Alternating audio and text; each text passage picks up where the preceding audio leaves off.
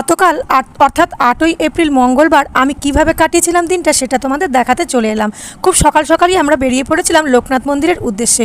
আগের দিনই দেখে এসেছিলাম সোমবারে পুজো দিতে গিয়ে মন্দিরটা খুবই অপরিষ্কার। যেহেতু আমার বর্ণনদিনী আছে, আমার পক্ষে তো অসম্ভব ব্যাপার জল টেনে এনে যে মন্দিরটা একটু ধোবো বা ঠাকুরকে স্নান করাবো সেটা আমি পারি না। সেই জন্যই বর্ণনদিনীকে নিয়ে বালতি টালতি নিয়ে সব কিছু নিয়ে চলে গিয়েছিলাম। এবার দেখো তোমাদের দেখায় যে কিভাবে জল তুলবো সেটা তোমাদের। এটা একদম রাস্তার ওপারে যে ঠাকুর তৈরি হয় তার ঘরের পেছনে আছে কল।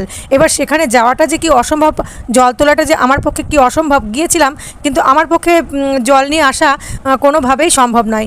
ভাগ্যিস বর্ণনদিনী ছিল, তাই বাবা লোকনাথকে একটু স্নান করিয়ে বা ঘরটা একটু পরিষ্কার করতে পারলাম।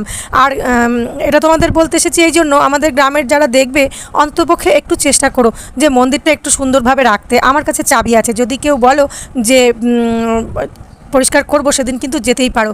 ওই যে ওইখান দিয়ে দেখো যে বর্ণনদিনী কীভাবে জল তুলে আনছে। মন্দিরের সামনে কিন্তু কল বসানো হয়েছিল, সেটা চুরি হয়ে গিয়েছে, তা ঠাকুর জলও পায় না ঠিক মতো। আমি শুধু সোমবারে যাই, দেখো মন্দিরের অবস্থা।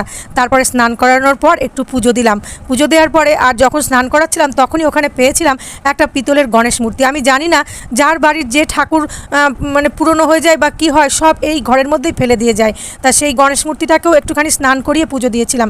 বাড়ি এসে এই যে পালং শাকটা পেস্ট করে নিলাম, পনিরটা কেটে নিলাম, কারণ রান্না তো বসাতে হবে, ছেলের তো আবার অফিস আর নিজেরও তো একটু যত্ন করতে হবে, তাই একটু চিয়া সিড ভিজানো জলও খেয়ে নিলাম। তারপরে একটু দুধ চা বসিয়ে দিলাম, কারণ সেই সময়ে মিস্ত্রিরাও চলে এসছে, তাদেরকেও তো চা দিতে হবে। তার আগে কিন্তু চা করেছিলাম লিকার, সেটা কিন্তু আর ছবি তোলা হয়নি। আর আমার নিজের জন্য একটু ভিজিয়ে রেখেছিলাম সাবু, কেননা কাল ছিল একাদশী। এই যে তারপরে দুপুরবেলা সাবুটা মেখে নিলাম, আর এই যে একটু তরমুজও কেটে নিলাম। আমার বর্ণনদিনী আমার জন্য কালকে তরমুজটা কিনে এনেছিল, সেইগুলো কেটে নিয়ে গুছিয়ে খেয়ে নিলাম। আর সন্ধেবেলায় একটা আইসক্রিম খেয়ে আমি চলে গিয়েছিলাম কোথায় সেটাই তোমাদের দেখাবো। কারণ আমাদের অন্নপূর্ণা পুজোর কালকেই ছিল শেষ অনুষ্ঠান। কাল ছিল বহিরাগত শিল্পীদের মাধ্যমে সাংস্কৃতিক অনুষ্ঠান। আর এসছিল দেখো যে ভিডিওটা করেছি পাশ থেকে, মুখটা যদিও দেখা যাচ্ছে না, ইউটিউবে এর অনেক গান আছে, পরে অবশ্য দেখলাম, আগে আমি জানতাম না। এর নাম হচ্ছে তুহিন বিজু, যে খুব সুন্দর গান করেছে, এত গলার আওয়াজ এত সুন্দর আর এত দম, মানে একভাবে গান গেয়ে গিয়েছে সাথে নাচ করে করে।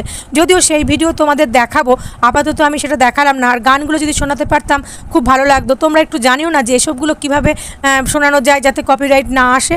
আমি তো বুঝি না, আমি দিলেই দেখি কপিরাইট চলে আসে। তবুও একবার পোস্ট করে আমি দেখবো গানগুলো যে কপিরাইট আসছে কিনা।